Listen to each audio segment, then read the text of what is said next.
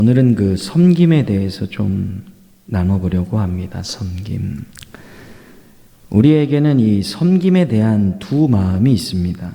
어느 날 예수님께서 제자들에게 질문을 하시죠. 식탁에 앉아서 먹는 사람이 크냐, 아니면 그것을 위해서 준비하는 사람이 크냐. 어떤 사람이 큽니까? 물론 앉아서 먹는 사람이 큽니다.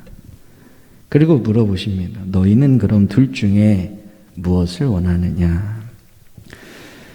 아마 저도 그랬을 거고 제자들도 앉아서 먹고 마시는 자가 되기를 원하는 마음이 있었습니다. 저희들도 그렇죠. 왜? 제자들과 다르지 않는 겁니다. 앉아서 먹는 자가 되기를 원합니다. 왜 그러냐면 이 섬긴다라는 말이 좋은 말이어도 그게 조금 약자나 낮은 자가 하는 것이라는 생각 때문에 그런 겁니다. 그래서 때로 기피하고 싫어하는 것, 그것이 바로 표현을 하자면 섬긴다라는 섬깁니다. 그럼에도 불구하고 오늘 이 섬긴이라는 말이 매우 소중한 말로 인식됩니다. 정치인들이 되려면 어떻게 얘기하죠? 나라를 위해 섬기겠다. 기업인들도 이렇게 얘기합니다. 고객을 어떻게? 섬기겠다. 동사무소나 구청이나 이런 데 가도 다 섬기겠다라는 말이 많이 쓰여 있습니다. 이 섬김이라는 말이 부담스러우면서도 왜 곳곳에 이 말을 이렇게 애용하고 있습니까? 그건 사람이라면 누구나 섬김을 받고 싶어하는 마음이 있기 때문에 그런 거예요. 그래서 그 심리를 거꾸로 이용하고 있는 거예요. 방향성에 따른 세 가지 삶의 방식이 있는데 섬김이라는 이 말의 진짜 뜻은 성경에 나오고 성경을 보면 알 수 있습니다. 특히 오늘 예수님의 말씀을 통해 그 의미가 드러나는 거예요. 이 말씀을 나누기 전에 먼저 우리 삶의 방식을 좀 생각해 보겠는데 사람이 살아가는 삶의 방식은 세 가지 정도로 나눕니다. 첫 번째는 나는 살고 너는 죽어야 되겠다라는 거죠. 이건 죄인된 인간의 본성이자 특성입니다. 이 특성은 첫 번째 인간인 아담에게서 아주 명확하게 나타나죠. 하나님의 말씀을 어기고 선악과를 따먹었던 아담이 그 아담에게 찾아오신 하나님이 이렇게 묻죠. 창세기 3장 11절 말씀 우리 함께 읽어보겠습니다. 시작. 이르시되 누가 너의 벗었음을 내게 알렸느냐? 내가 내게 먹지 말라 명한 그 나무 열매를 내가 먹었느냐? 묻는 겁니다. 여러분, 아담이 어떻게 대답합니까? 그는 네 주님 제가 먹었습니다. 하나님 말씀에 순종하지 않았습니다. 라고 말하고 무릎 꿇고 용서를 빌었으면 됩니다. 근데 어떻게 하죠? 그러지 않은 거죠. 12절에 그 다음 절에 바로 이렇게 대답하는 거예요. 함께 읽어볼까요? 시작. 아담이 이르되 하나님이 주셔서 나와 함께 있게 하신 여자 그가 그 나무 열매를 내게 주므로 내가 먹었나이다. 첫 번째 아담이, 첫 인간 아담이 자기가 살기 위해 아내를 죽이기로 작정한 겁니다. 모든 책임을 아내에게 전가하는 거예요. 전가. 구약의 제사법이 있습니다. 양이나 소나 어떤 비둘기나 이런 애들한테 나의 죄를 다 전가하는 거예요. 내 대신 그래서 양이 죽는 겁니다. 모든 책임을 아내에게 돌리는 거예요. 자기를 돌아볼 기회를 상실합니다. 인간의 악한 본성을 그대로 반영하는 삶의 태도가 거기에 있는 거예요. 우리가 공격적이 되어 싸우고 다투는 이유가 바로 이 첫 번째 특성 때문에 그래요. 나는 살고 너는 죽었으면 좋겠다. 이 삶의 방식 때문에 그래요. 두 번째 삶의 방식은 어떤 거냐면 나도 살고 너도 살자입니다. 그러니까 하나님은 나는 살고 너는 죽어야 되겠다는 태도로 살아가는 이 죄된 인간에게 10가지 계명, 10계명을 주셨던 거예요. 그래서 10계명, 5계명부터 쭉 후반부는 다 인간관계에 관한 것들입니다. 살인하지 말라, 부모에게 효도하라, 간음하지 말라, 도적질하지 말라, 탐내지 말라. 이것들은 결국 상대방의 인격, 상대방을 존중하라는 거예요. 그러니까 다른 사람, 상대방이 살면 너도 살게 된다는 겁니다. 이런 태도의 핵심은 상생, 그러니까 서로 사는 거예요. 인간적으로는 최고의 삶의 태도가 이건 거예요. 나도 살고 너도 산다. 사랑하는 성도 여러분, 그런데 이 마음으로 이런 삶의 방식으로 사는 게 쉽지가 않아요. 이렇게 살았다가는 저는 아내한테 혼날 겁니다. 좀 그만 좀 갖다 퍼주라고 하거나. 세 번째는 인간이 전혀 상상할 수 없는 것. 내가 살기 위해 내가 죽겠다라는 거예요. 첫 번째와 두 번째는 인간의 수준에서 할 수 있는 생각인데, 이 마지막 삶의 태도는 상상이 안 되는 겁니다. 너를 살리기 위해 내가 죽겠다라는 거예요. 오늘 본문 28절이 그 말씀입니다. 28절 말씀 한 번 더 읽어보겠습니다. 시작. 인자가 온 것은 섬김을 받으려 함이 아니라 도리어 섬기려 하고 자기 목숨을 많은 사람의 대속물로 주려 함이니라. 아멘. 예수님의 십자가가 바로 이러한 방식을 보여주는 섬김의 상징인 겁니다. 하나님으로부터 떠나고 하나님의 말씀을 듣지 않았던 인간이 그 죄값으로 죽을 수밖에 없지만 죽어야 할 그 사람을 살리기 위해 예수님이 대신 죽어주겠다라는 거예요. 이러한 섬김의 마음을 이 땅에서 우리에게 보여주는 분들, 딱 생각나는 이름이 있다면 어머니입니다. 어머니. 제가 요즘에 우리 아이를 키우는 저희 아내를 보면서 많이 느껴요. 아, 옛날 어른들만이 틀린 게 한 개도 없구나. 애 낳아봐야 철든다고. 야, 그래서 어머니한테 전화했더니 엄마 나도 그렇게 울었어. 너는 임마 1년도 넘게 울었다. 한 30분 얘기하시더라. 잔소리. 어머니들의 사랑이 그런 거예요. 자녀를 낳게 되면서 처녀 때 가졌던 꿈을 다 내려놓고 자녀를 키우는 것에 자신의 모든 것을 쏟아붓는 거예요. 이렇게 잘 클 수 있었던 건 어머니의 기도와 사랑과 섬김이 있었기 때문입니다. 그런 점에서 예수님을 가장 닮은 사랑은 아마 어머니와 부모님, 아버님의 사랑일 거예요. 그런데 이 어머님의 섬김도 한 사람에게 제한되어 있습니다. 그 사랑과 헌신도 왜곡될 때가 참으로 많이 있어요. 하지만 예수님의 섬김은 다른 거예요. 오늘 이 예수님의 섬김이 온 인류를 살아나게 하는 거예요. 삶의 방향성이 아까 좀 전에 세 가지로 나타난다는데 우리가 어떤 방향성을 갖느냐는 건 매우 중요한 거예요. 왜냐하면 이 방향성이 우리의 삶의 태도가 되기 때문에 그래요. 나는 살고 너는 죽어야 되겠다. 이 본성, 이 악한 본성을 넘어서서 그래 너도 살고 나도 살자로 향해 가시는 거예요. 그렇게 사시다가 거기서 멈추지 아니하시고 한 걸음 더 나아가서 네가 살기 위해 내가 죽겠다라고 태도를 바꾸는 거예요. 그 삶의 자리는 그래서 항상 생명이 시작되고 치유와 회복의 역사가 일어나는 거예요. 우리 그리스도인들이 가져야 될 태도가 있다면 바로 그것입니다. 내가 좀 손해보고 내가 좀 욕먹고 내가 좀 힘들더라도 네가 산다면 하겠다라는 거죠. 그러나 이것이 결코 쉽지가 않은 것을 우리가 경험하고 살아갑니다. 성경에 보니까 성령을 통해 제자들이 변화됩니다. 예수님의 제자들을 보니까 특별히 복음서에 나타난 제자들을 보면 놀랍게도 그들은 친구나 이웃이 별로 없습니다. 3년이나 그냥 이렇게 지나다니고 할 텐데 뭐 친구 얘기나 이런 거 거의 없잖아요. 저는 예전에 그게 좀 궁금해갖고 신학생일 때 그 교수님한테 물어봤다가 혼났어요. 넌 이상한 질문 좀 하지 말라고. 그냥 읽어줘. 그래서 맨날 혼을 많이 냈어 우리 교수님들은 나를.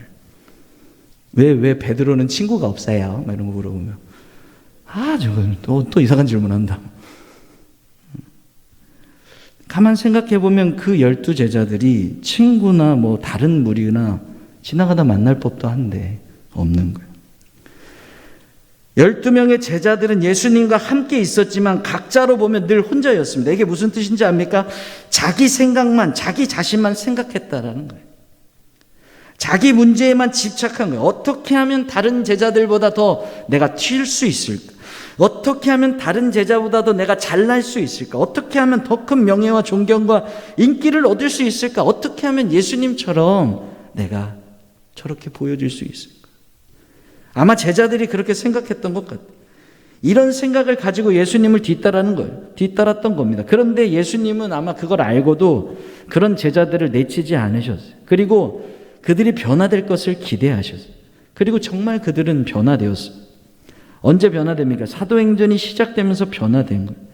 성령이 그들에게 임합니다. 그들의 생각이 하나님의 생각으로 바뀐 거예요. 그들의 꿈이 하나님의 꿈으로 바뀐 겁니다.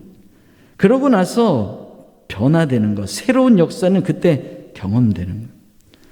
과거에는 그들이 내가 이루는 것, 내가 이루고자 하는 것을 이루는 것이 첫 번째 목표였어요. 내가 원하는 것을 이루자. 이 나라의 독립이나 저 로마를 다 때려잡자. 그런데 성령의 사람이 되자 하나님이 기뻐하는 것을 묻고 그것을 이루는 것이 인생의 첫 번째 목표가 된 거예요. 우리가 언제 바뀌는 줄 압니까? 이렇게 하나님을 만날 때 바뀌는 거예요. 자기 중심 중이었던 이 인생의 목적과 목표가 하나님 중심으로 바뀌는 겁니다. 그러자 그는 이 땅에 선한 영향력과 지도력을 발휘하는 하나님의 사람들로 서게 되는 거예요. 이것이 사도행전에 나타나는 복음서와 다른 제자들의 모습입니다. 신앙의 삶을 살아가실 때 그리스도인들의 두 번의 영적인 혁명을 경험해요. 우리는 신앙이 두 번 정도 바뀌어야 돼요. 첫 번째로는 예수님을 내 인생의 주인으로 고백하는 겁니다. 이건 혁명입니다. 내가 바뀌는 겁니다. 주인이 바뀌는 거예요. 어렸을 때 교회 오는 것은 비교적 쉽습니다. 저도 그랬어요. 어머니나 아버지가 교회 가라고 하면 오는 것이기 때문에. 할머니가 8시면 전화하세요. 세호가 교회 가야지. 엄마 아빠 깨워서 꼭 데리고 가거라. 네. 그리고 우리 어머니 아버지는 세호가 너 갔다 와. 엄마는 할머니한테 나 갔다 그래. 저희 어머니 권사님인데 그러셨거든요. 저희 아버지는 안 다니셨고 그때. 그리고 할머니가 묻죠. 세호가 엄마 예배 드렸어? 그러면 아니? 그래. 이제 엄마는 이제 할머니한테 혼나는 거지. 어렸을 때는 그냥 가라면 가는 거예요. 어린 마음. 그리고 할머니가 그렇게 이뻐하니까. 그리고 꼭 할머니가 물어봤던 게 예배 끝나고 이제 전화하면 오늘은 말씀이 뭐였어? 아 몰라. 설교 재미없었어. 그러면 그래서 다음엔 잘 들어. 그런 게 저는 막 기억이 나요. 어릴 때는 비교적 쉬운 거예요. 왜냐하면 그냥 따르기 때문에. 그러나 30이 되고 40이 되었는데 50이 되었는데 예수님을 나의 주인으로 믿는다? 이건 엄청난 삶의 혁명입니다. 보통의 용기와 결단으로는 쉽지 않은 거예요. 그래서 하나님은 우리가 30, 40대가 들어대면 우리의 인생을 한 번씩 흔드시는 거예요. 내가 내 인생의 주인이 아니라는 것을 확인시키는 것 같습니다. 제가 제 친구들을 요즘에 보면 그래요. 정말 잘난 친구들 보면 다 힘들게 살아요. 직장도 너무 좋고 너무 번듯하고 집도 너무 잘 살고 진짜 평생 아무것도 안 해도 먹고 사는데 전혀 지적 없는 그들도 흔들리는 거예요. 우리의 인생의 기반을 뒤흔들어서 내 인생의 주인이 하나님이라는 것을 가르쳐 주시는 것, 바로 이러한 확인이 첫 번째 혁명인 거예요. 이 혁명, 이 하나님의 흔드심이 없는 신앙과 인생은 불완전한 겁니다. 왜냐하면 아직까지도 내가 주인이기 때문에 그런 거예요. 사랑하는 성도 여러분, 우리가 주인이 바뀌어야 돼요. 하나님으로. 여기까지는 많은 성도님들이 알고 경험합니다. 두 번째 영적인 혁명은 예수님을 통해서 하나님의 성령이 임하셔서 성령이 나를 인도하는 경험입니다. 그러니까 성령 하나님을 통해서 예수님의 성품을 깨닫고 그 하나님을 닮아가는 거예요. 내가 하나님의 아들이고 딸이라는 사실을 확인하는 겁니다. 사랑하는 성도 여러분, 기독교 신앙은 불교처럼 막 무아지경에 들어가는 게 결코 아니에요. 예수님을 믿으면 내가 더 명백하게 드러나는 거예요. 그래서 기독교 신앙에서는 지상에서도 나라는 자아가 있고 천국에 가서도 나라는 자아가 있는 거예요. 내가 소중한 겁니다. 우리는 무엇인가를 주님의 이름으로 시작합니다. 그런데 어느 날 가만히 보면 주의 일을 한다고 우쭐거리고 내 이름을 자랑할 때가 있는 것. 처음에는 분명히 주님을 높이려고 했는데 어느 순간부터 내 이름이 드러나지 않으면 화가 나는 것, 그것이 경험될 때가 있다면 돌아봐요. 왜 그러냐면 네가 큰지 내가 큰지 한번 해보자는 마음이 있기 때문에 그런 겁니다. 이런 마음은 성령님께서 임하셔야 내가 하나님의 아들과 딸이라는 이 근본적인 사실을 가르쳐 줄 때 변화가 되는 거예요. 제자와 아들, 딸은 다른 겁니다. 아들과 딸에게는 자율성이 있는 거예요.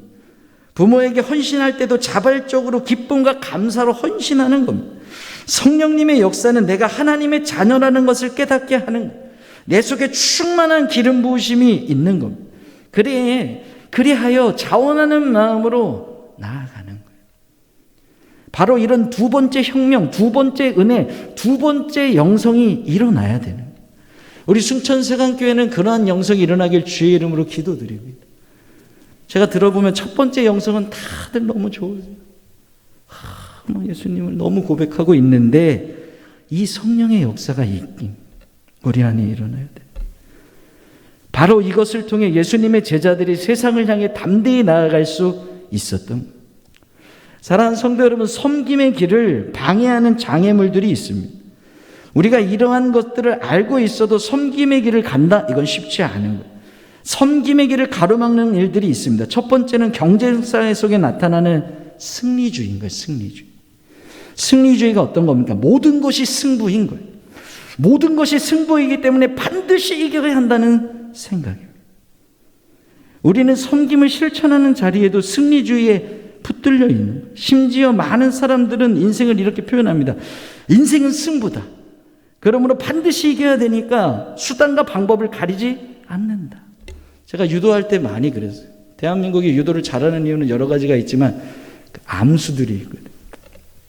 이렇게 대진표가, 이건 어디 가서 얘기하시면 안 돼요. 지금도 그런지 모르는데 이렇게 같은 킬로그램급의 대진표가 있습니다.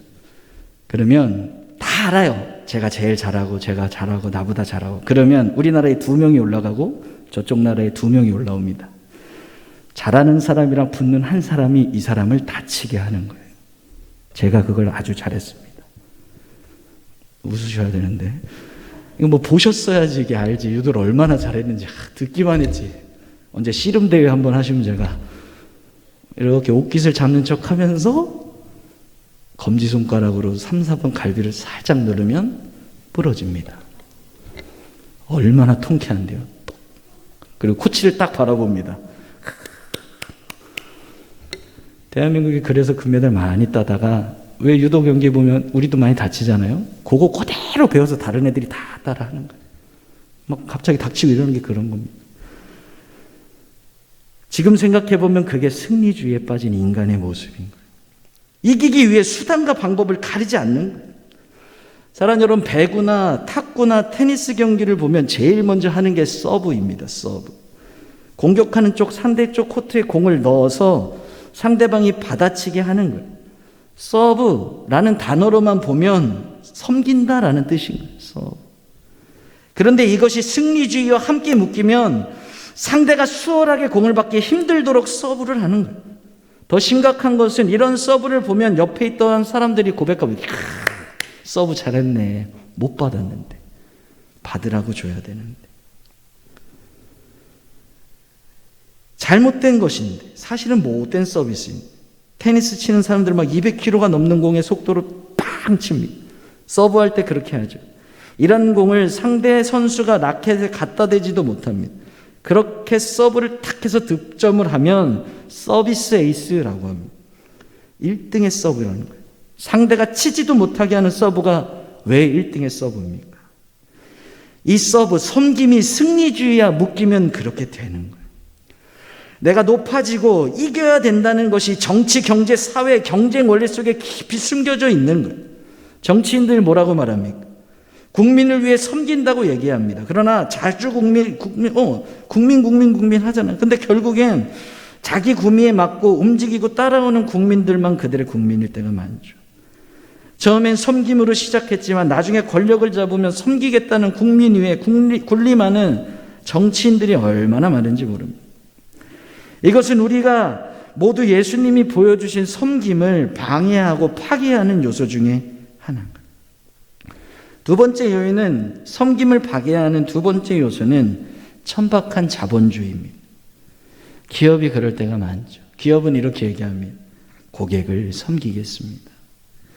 고객을 섬긴다면서 기업인들이 끊임없이 연구하는 것은 어떻게 하면 저 사람들의 돈을 끄집어낼까? 이것이 그들의 섬김의 목표라고 할 수 있습니다. 제가 직장 생활하면서 많이 느꼈어요. 야, 진짜 대단하다. 그 머리 좋은 사람들이 몇 박 며칠을 모여서 어떻게 어떻게 하면 영업을 할 방법을 연구를 해. 진짜 막 화술부터 해가지고. 대단하다 진짜. 자본주의, 천박한 자본주의. 이것이 그들의 섬김의 목표인 거예요. 섬기는 기업이라는 이름을 내놓고도 고객의 마음을 기쁘게 해서 돈 버는 방법만 찾기 때문에 그런 거예요. 그래서 모든 서비스에 요금이 따라오는 거예요. 이것이 자본주의 사회의 서비스의 개념입니다. 육체의 쾌락을 위한 산업도 서비스라고 부르고 돈과 다 맞바꾸는, 이것이 모두 섬기는 일과 돈이 맞물려 들어가고 있기 때문에 잘못된 거예요. 돈이라는 것이 그래서 무서운 거예요. 제가 어렸을 때 구두 닦는 일이나 어머니께서 설거지를 붙자라며 이렇게 부탁하면 잘했어요.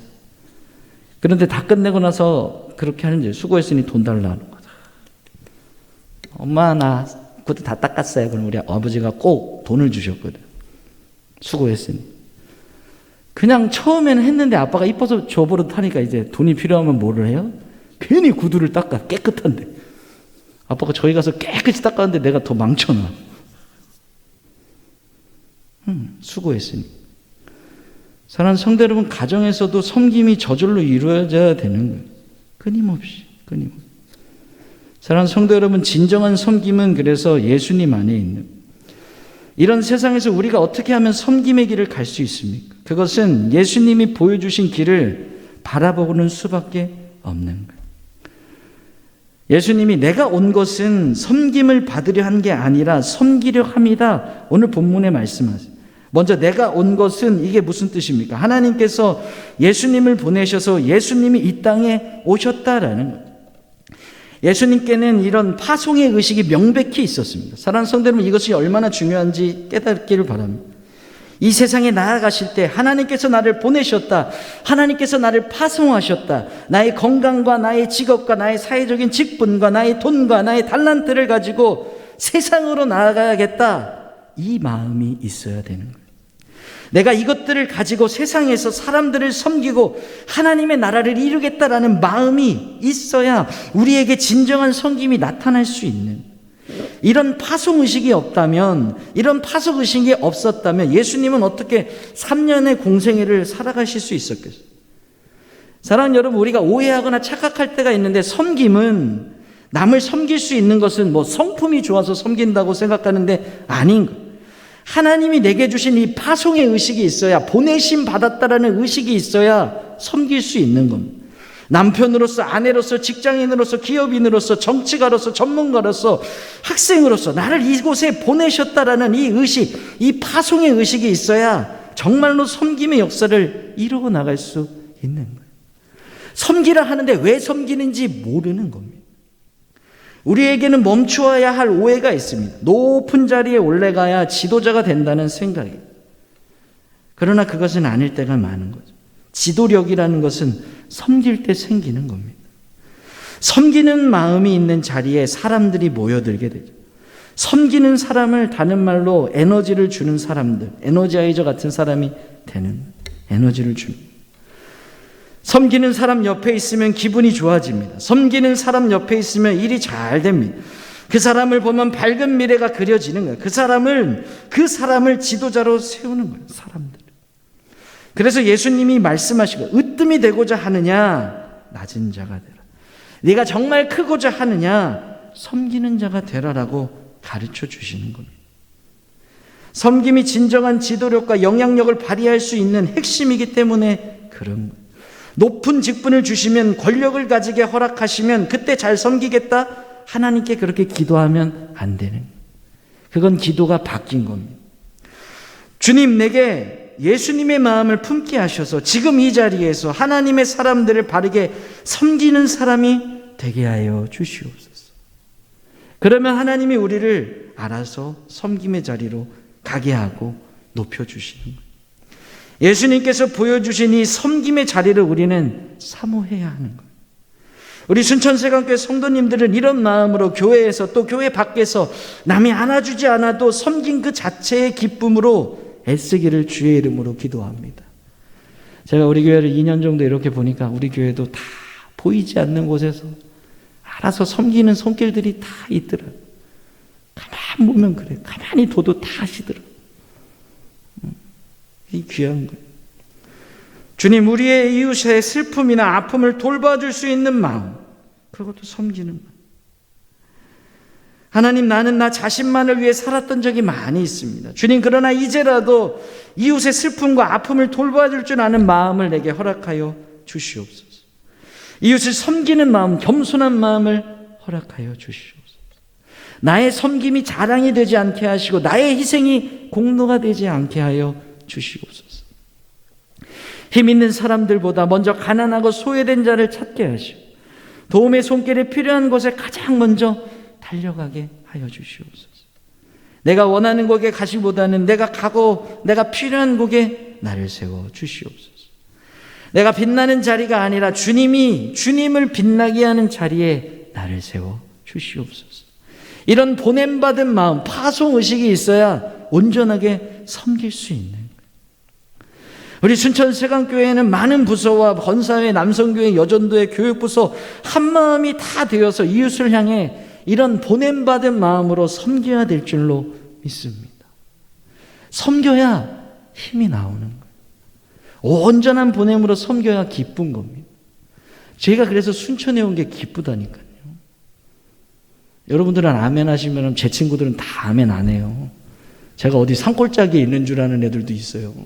순천 갔다 그러니까. 그래서 너무 화가 나가지고, 니네는 공항도 없지 않냐고. 우린 공항도 있다고. 우리 집에서 15분만 차 타고 가면 공항도 있지. 너는 배도 못 타지 않냐고. 난 좀만 가면 녹도에도 항구가 있고 KTX 다 들어오고. 내가 맨날 막 열을 내면 왜 흥분하고 그러냐고. 어떤 친구가 전화 오더니 너 순천이 있다며. 아이고 뭘 왜 아이고야. 뭘 왜 너 뭐 어디 있는데 넌. 괜히 울컥해서 보냄받아 왔더니, 섬기려고 왔더니 얼마나 기쁜지. 긍휼히 여기는 마음도 주시고 예수님의 마음을 품게 하셔서 우리 주위에 소외되고 낙심하고 슬퍼하는 사람들을 위로하고 격려할 줄 아는 사람, 우리의 시간과 정성과 물질을 내려놓을 줄 아는 하나님의 사람, 그 사람들을 오늘 하나님은 찾고 있는 거예요. 억지 춘향이 아니라 정말 내가 보내셨구나. 이 마음이 온전히 설 때 섬길 수 있는 겁니다. 오늘 예수님은 그것을 말씀하세요. 인자가 온 것, 이것을 먼저 얘기합니다. 내가 왜 왔는지를 알아야 섬길 수 있는 거예요. 순천세강교회는 이런 소외받은 이웃을 위해 선교하고 봉사하고 하나님의 나라를 세우기 위한 하나님이 맡기신 섬김과 나눔의 사역을 잘 감당해 나갈 것입니다. 왜냐하면 섬기기로 보내신 분들이 많기 때문에 그래요. 제가 보면 참 잘 섬기세요. 뭐 한다 그러면 어여지 참 나오셔가지고 다 섬기는. 사랑하는 성도 여러분, 우리가 보냄받아서 온전한 파수꾼의 마음으로, 파송받은 마음으로 섬기면 그때 비로소 우리 가슴이 뜨거워지는, 그리고 그 속에 보람이 생기는 겁니다. 이건 그 어떠한 거로 또 바꿀 수 없는 거예요. 내가 예수 그리스도의 마음으로 세상을 향해 나아간다. 내 주의 삶이 바뀌고 우리 사회가 바뀌게 되는 거예요. 오늘 하나님이 찾고 있는 사람은 그런 사람입니다. 큰 일을 이루기보다 작은 곳이라도 보냄받은 마음으로, 하나님이 나를 이렇게 보내셨으니 내가 주의 마음으로 섬기겠다. 교회에서 하는 섬김의 모임도 다 주님이 하라시니까 내가 섬기겠다. 그리고 세상에서도 예수 그리스도의 이 심장을 가슴에 품고 이웃을 돌봐줄 줄 아는 그런 하나님의 사람, 그런 하나님의 자녀들이 다 되시기를 주의 이름으로 기도드립니다. 섬긴다는 이야기가 많지만 참된 섬김이 없는 세상인 거예요. 오늘도 하나님은 보실 겁니다. 어디가 제일 잘 섬기고 있나? 나의 보냄받은 마음으로 섬기려 하고 목숨을 많은 사람에게 주려 하는 예수님의 마음으로 누가 살아가고 있나? 오늘 우리 순천세강교회가 그 마음으로 그렇게 살아가서 참된 복을 누리며 높임받는 귀하고 복된 교회가 되기를 주의 이름으로 기도합니다. 기도하겠습니다. 주님 감사합니다.